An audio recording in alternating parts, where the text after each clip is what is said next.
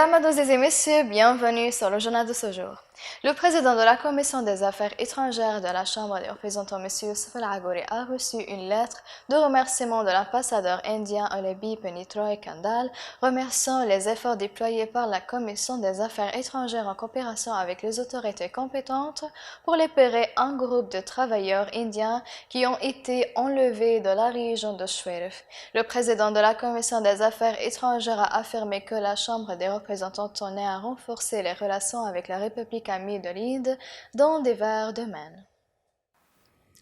Le député Jabril Haïda a déclaré que les résolutions du Conseil de sécurité des Nations Unies en 2011 qui prévoient la protection des civils arrêtent le flux d'armes vers la Libye, qui est toujours sur la table du Conseil, et les décideurs en Libye doivent exiger leur activation. Il a ajouté les progrès de la voie du dialogue militaire au sein du comité militaire 5+5 frappent les ambitions de la Turquie, de la vient de le renforcement de sa force en Libye et le défi demeure dans ce que la communauté internationale fera envers ceux qui l'empêcheront la mise en œuvre de l'accord.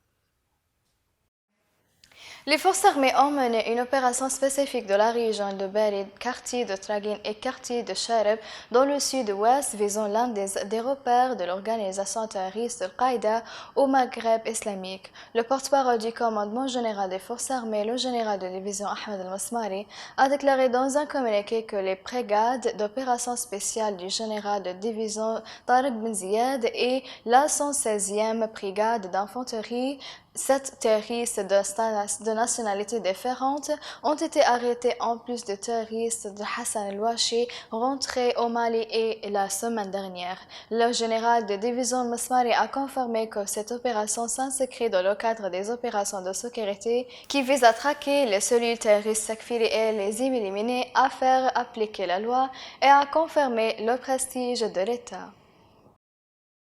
Le comité d'enquête sur l'information et la sécurité pour les travailleurs expatriés a lancé une invitation aux expatriés de nationalité étrangère à se rendre rapidement à son siège près du poste de police de Sabri à Benghazi à partir du 1er décembre prochain. Le comité a appelé les organismes publics et privés à respecter la décision ministérielle et à ne traiter avec aucune personne étrangère, sauf après présentation de la carte de sécurité d'information selon ce qui a été révélé par la plateforme électronique et l'administration générale de la recherche criminelle à la ville. Le comité a appelé toutes les patrouilles sur le terrain à arrêter toute personne ne portant pas cette carte en commençant par la publication de la décision et en la renvoyant au comité.